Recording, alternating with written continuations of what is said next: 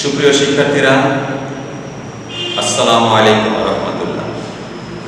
আমি মোহাম্মদ মিনারুল হোসেন, প্রভাষক, রসায়ন বিভাগ, মাইলস্টোন কলেজ। মাইলস্টোন কলেজের অনলাইন ক্লাসে তোমাদেরকে স্বাগত। আজকে আমরা রসায়ন প্রথম পত্রে গুণগত রসায়ন নিয়ে আলোচনা করব।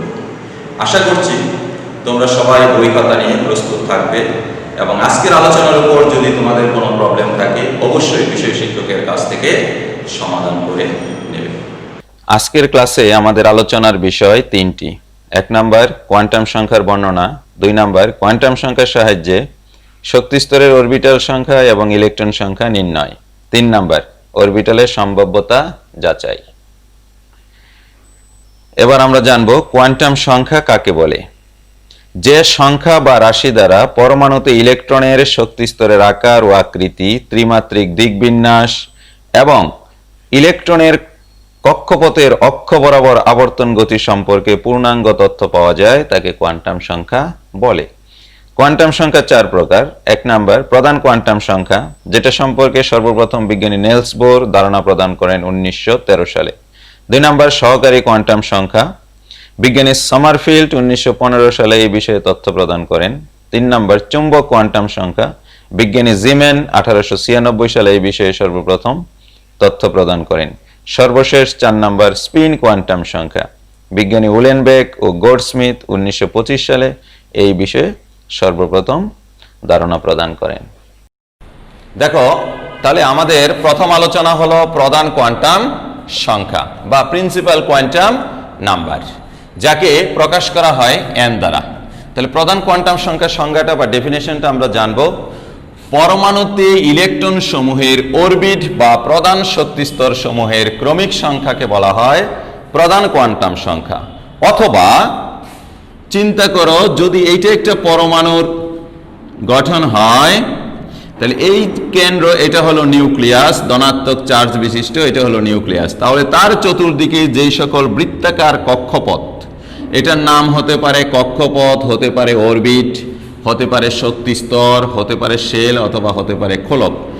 এই বৃত্তাকার কক্ষপথ সমূহকে বলা হয় প্রধান কোয়ান্টাম সংখ্যা, যাকে কি দ্বারা প্রকাশ করা হয়? পূর্বেই বলেছি n দ্বারা প্রকাশ করা হয়। এখানে একটা বিষয় তোমরা স্পষ্ট মনে রাখবা, যদি n = 1 হয় তবে সেই শক্তি স্তরটার নাম হবে k শক্তি স্তর। n = 2 হয় তাহলে সেই শক্তি স্তরটা হবে l। n = 3 হলে সেই শক্তি স্তরটা হবে m। n = 4 হলে সেই শক্তি স্তরটা হবে n। তাহলে প্রথম শক্তি স্তরটা হলো k শক্তি স্তর, তারপরের শক্তি স্তরটা হলো l, তারপরে শক্তি স্তর হলো কি m। এভাবে যদি চতুর্থ শক্তি স্তর আমি এখানে অঙ্কন করি তাহলে সেটা হবে n। আরো একটা বিষয় মনে রাখতে হবে যে প্রতিটি শক্তি স্তরে 2n² সংখ্যক ইলেকট্রন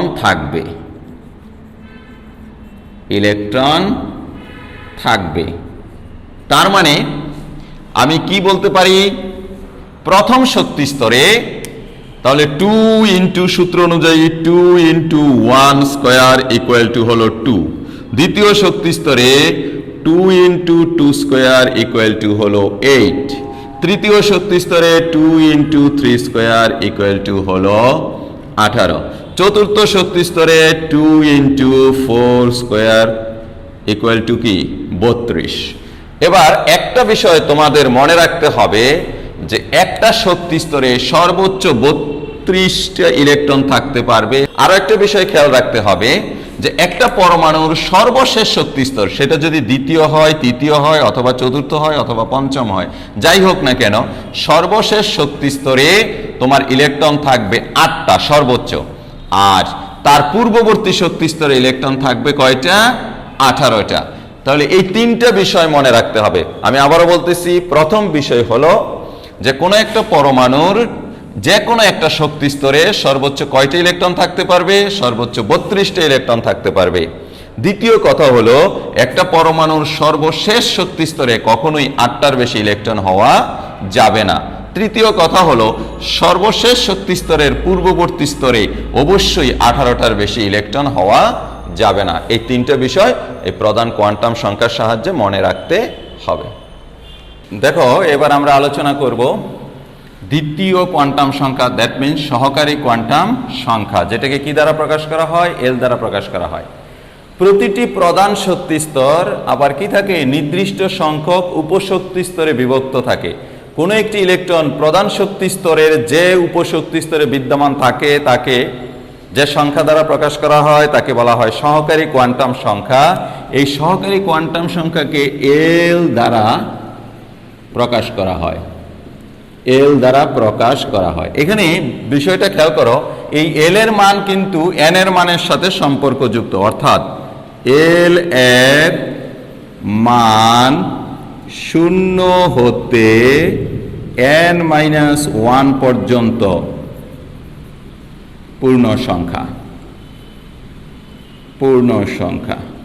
অর্থাৎ আমাদের এল এর মানটা কিসের সাথে সম্পর্কযুক্ত? এন এর মানের সাথে সম্পর্কযুক্ত, অর্থাৎ 0 হতে n-1 পর্যন্ত। খেয়াল করো, যদি মনে করো তোমার n = 1 হয়, তাহলে আমরা সেটা জানি প্রথম শক্তি স্তর ক্ষেত্রে এল এর মান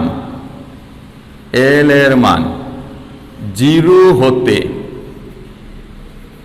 n-1 পর্যন্ত। তাহলে কি দাঁড়ালো এল এর মান? তাহলে এল = কত? 0 হতে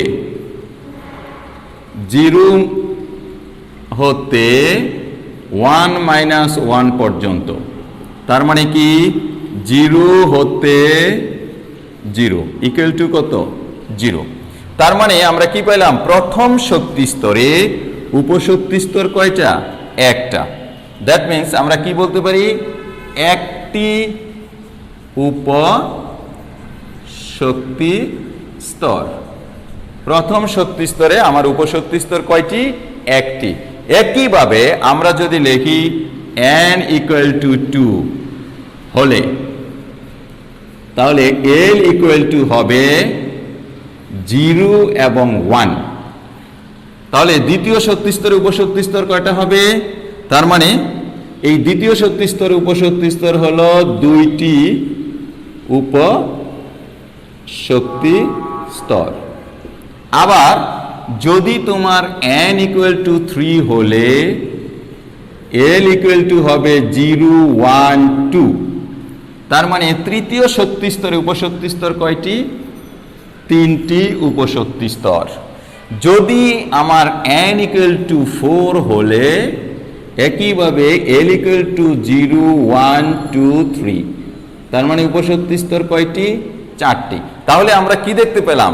এখানে একটা বিষয় স্পষ্ট দেখতে পেলাম যে প্রথম শক্তি স্তরে উপশক্তি স্তর একটা, দ্বিতীয় শক্তি স্তরে উপশক্তি স্তর 2টা, তৃতীয় শক্তি স্তরে উপশক্তি স্তর 3টা, চতুর্থ শক্তি স্তরে উপশক্তি স্তর 4টা। অর্থাৎ শক্তি স্তর সংখ্যা যত, সেই শক্তি স্তরে উপশক্তি স্তর সংখ্যা তত। এখানে তোমরা আরো একটা বিষয় মনে রাখবে, সেটা হলো উপশক্তি স্তর, দ্যাট মিন্স এল এর মান l = 0 হলে সেই উপশক্তি স্তরটার নাম হলো s।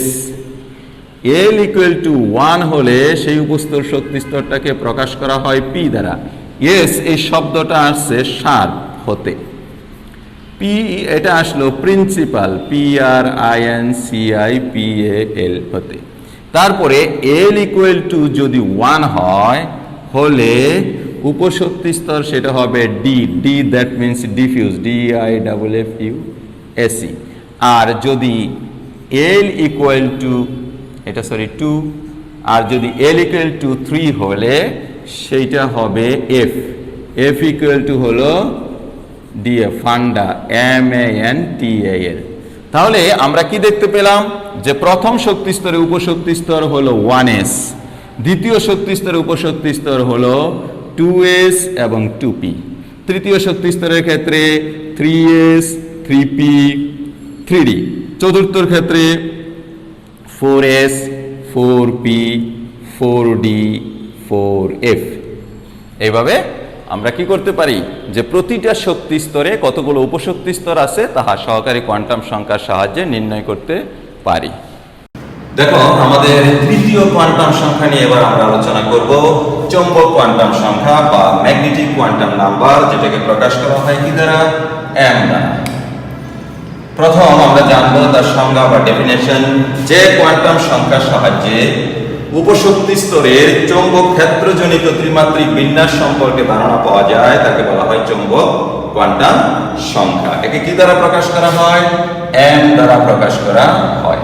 এখানে খেয়াল করো যে মনে করো এটা যদি একটা পরমাণুর গঠন হয়, কেন্দ্রে থাকে নিউক্লিয়াস আর তার চতুর্দিকে যেগুলো থাকে বৃত্তাকার শক্তি স্তর বা কক্ষপথ আমরা বলতে পারি। এই কক্ষপথে যখন একটা ইলেকট্রনের অবস্থান হয় সেই ইলেকট্রনের চার্জ হয় ঋণাত্মক।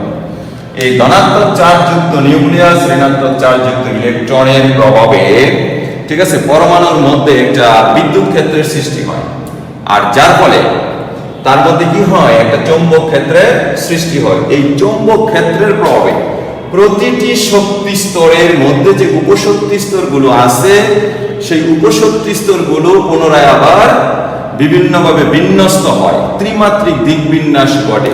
এই ত্রিমাত্রিক দিক বিন্যাস যে সংখ্যা দ্বারা প্রকাশ করা হয় তাকেই বলা হয় কি? চৌম্বক কোয়ান্টাম সংখ্যা। একে কি দ্বারা প্রকাশ করা হয়? m দ্বারা প্রকাশ করা হয়। দেখো m এর মান খেয়াল করো, এই m এর মান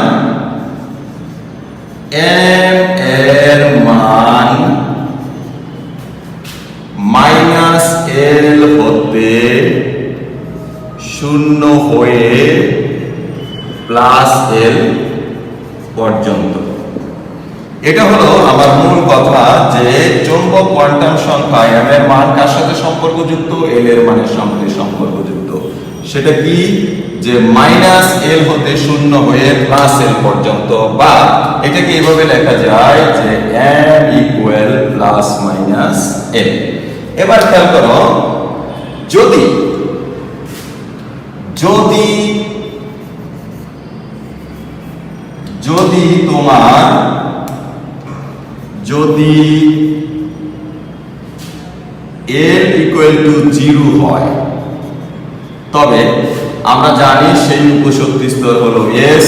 তাহলে s উপশক্তি স্তর কয়টি ভাবে বিন্যস্ত? একটি s। আর সেই ক্ষেত্রে m = কত হবে? 0। m = আমরা একটা মান পাবো, অর্থাৎ s উপশক্তি স্তরটি চৌম্বক ক্ষেত্র জনিত কোন ত্রিমাত্রিক বিন্যাস নেই। তারপরে যদি l = 1 হয় তবে সেই ক্ষেত্রে হয় p, এবং p এর ক্ষেত্রে আমি m এর মান পাবো কয়টা? -l হতে। তাহলে -1 0 +1, অর্থাৎ p উপশক্তি স্তরটি চৌম্বক ক্ষেত্রজনিত 3 দিকে বিন্যস্ত হয়। সেই 3 দিকের বিন্যাসটা কি কি? একটা হলো px, অর্থাৎ x অক্ষ বরাবর, সেটা হলো px, আর একটা হলো py, আর একটা হলো কি? pz। একইভাবে যদি তোমার l = 2 হয় তবে সেটা হলো d উপশক্তি স্তর হয়। সেই ক্ষেত্রে m এর মান হয় -2 -1 0 +1 +2। তাহলে আমরা কি দেখতে পেলাম? তাহলে আমরা দেখতে পেলাম d উপশক্তি স্তরটি চৌম্বক ক্ষেত্রের প্রভাবে কয় দিকে বিন্যস্ত হয়? মোট 5 দিকে বিন্যস্ত হয়। তার মানে আমরা চৌম্বক কোয়ান্টাম সংখ্যার সাহায্যে জানতে পারি প্রতিটা উপশক্তি স্তর কতভাবে বিন্যস্ত হতে পারে, আর এই সংখ্যাগুলোকেই বলা হয় তোমার অরবিটাল সংখ্যা। তাহলে s উপশক্তি স্তর চৌম্বক ক্ষেত্রজনিত কোনো বিন্যাস নেই, অর্থাৎ তার একটি মান, অর্থাৎ s অরবিটাল একটি। তাহলে m এর ক্ষেত্রে চৌম্বক ক্ষেত্রজনিত বিন্যাস হয় 3 দিকে, তার মানে p অরবিটাল 3টি, কি কি? px py pz। একইভাবে d উপশক্তি স্তর চৌম্বক ক্ষেত্রজনিত ত্রিমাত্রিক বিন্যাস হয় 5 ভাবে, অর্থাৎ d অরবিটাল হলে কয়টি? 5টি। কি কি মান? -2 -1 0 +1 +2। এই হলো আমাদের চৌম্বক কোয়ান্টাম সংখ্যা। এবার দেখো আমরা চতুর্থ কোয়ান্টাম সংখ্যা নিয়ে আলোচনা করব, স্পিন বা ঘূর্ণয়ন কোয়ান্টাম সংখ্যা। স্পিন অথবা ঘূর্ণায়ন কোয়ান্টাম সংখ্যা। খেয়াল করো, একটি ইলেকট্রন নিউক্লিয়াসকে কেন্দ্র করে যখন সে বৃত্তাকার পথে পরিভ্রমণ করে, সেই ইলেকট্রনটি আবার কি করে নিজ অক্ষের উপরও ঘুরতে থাকে। অর্থাৎ যে কোয়ান্টাম সংখ্যার সাহায্যে ইলেকট্রনের নিজ অক্ষের ঘূর্ণায়নের দিক প্রকাশ করা হয় তাকে স্পিন কোয়ান্টাম সংখ্যা বলে। একে সাধারণত কি দ্বারা প্রকাশ করা হয়? এস দ্বারা প্রকাশ করা হয়। এর দুইটি মান থাকে, একটি হলো +½ এবং অন্যটি হলো কি -½ এখানে যেমন দেখো, এটা মনে করো একটা ইলেকট্রন, এখানে এটা একটা ইলেকট্রন।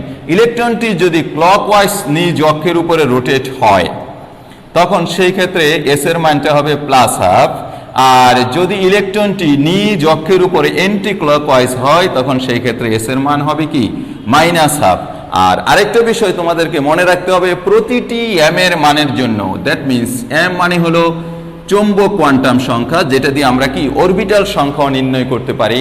অর্থাৎ প্রতিটি এম এর মানের জন্য এস এর মান যথাক্রমে দুইটি হবে, একটা +½ একটি -½ অর্থাৎ আমরা এটাকে আরেকটু সহজ করে বলতে পারি, প্রতিটি অরবিটালে দুইটি ইলেকট্রন থাকতে পারবে যাদের স্পিন বা ঘূর্ণায়ন কি হবে বিপরীতমুখী হবে।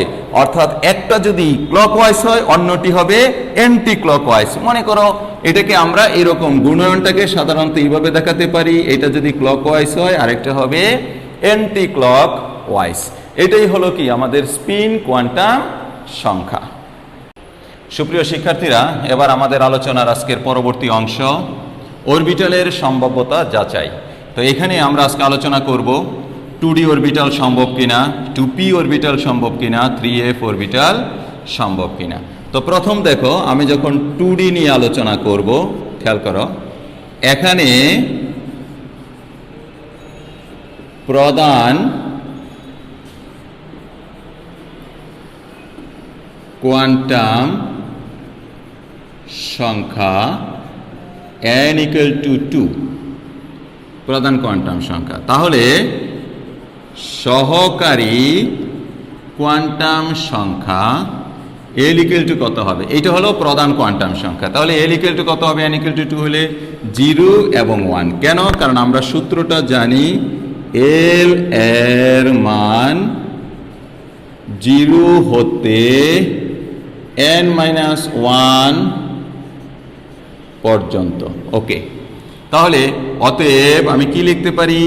l = 0 হলে সেটা আমরা জানি যে s অরবিটাল, l = 1 হলে সেটা হয় p অরবিটাল। যেহেতু l এর আর কোনো মান খুঁজে পাওয়া যায়নি, তার মানে l যখন 0 সেটা আমি s অরবিটাল পাইলাম, l = যখন 1 সেটা p অরবিটাল পাইলাম। তার মানে আমার কি নয়, অতএব আমি বলতে পারি যে 2D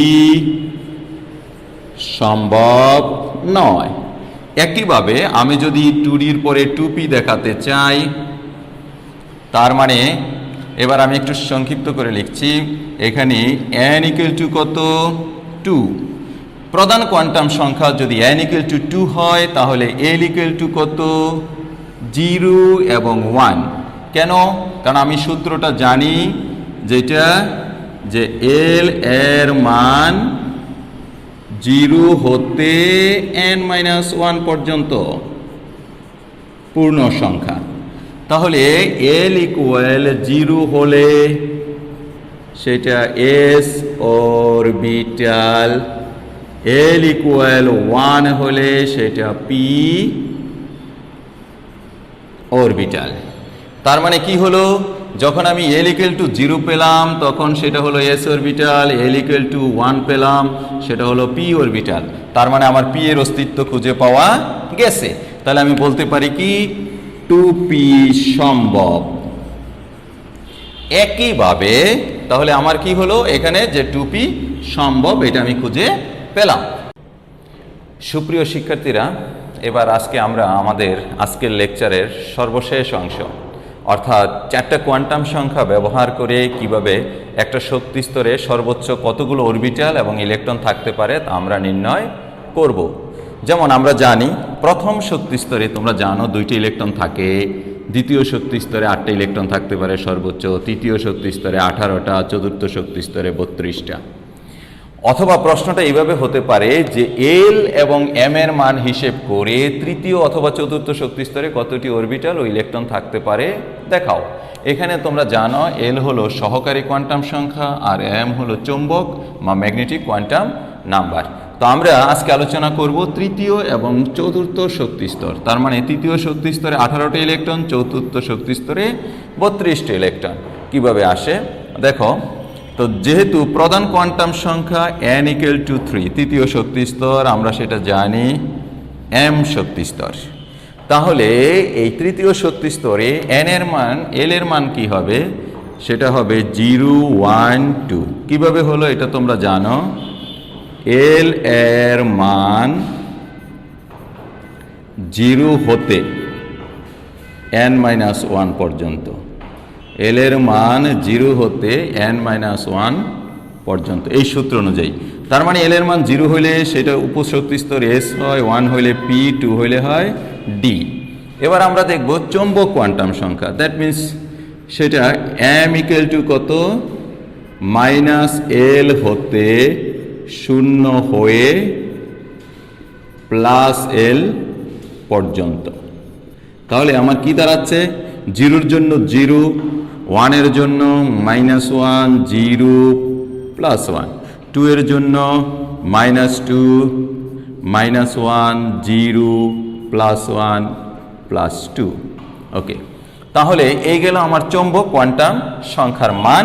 দ্যাট মিন্স এস উপশক্তি স্তর একভাবে বিন্যস্ত, পি উপশক্তি স্তর 3 ভাবে, ডি উপশক্তি স্তর 5 ভাবে। তার মানে এস অরবিটাল সংখ্যা 1টি, পি অরবিটাল সংখ্যা 3টি, ডি অরবিটাল সংখ্যা 5টি।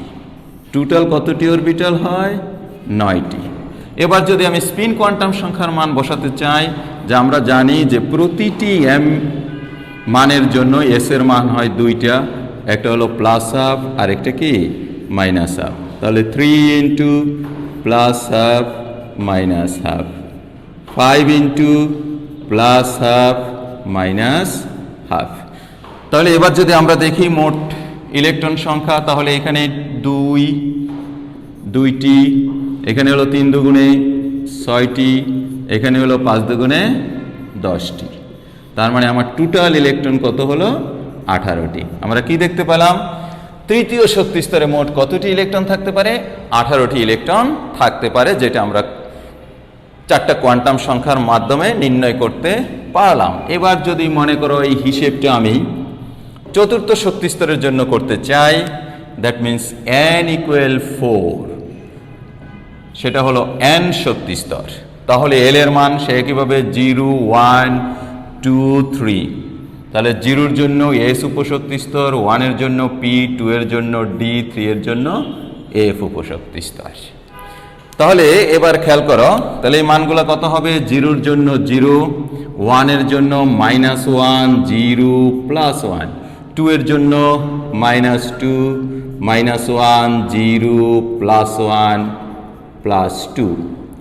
এবার 3 এর জন্য -3, -2, -1, 0, +1, +2, +3। তাহলে আমি কি পাইলাম?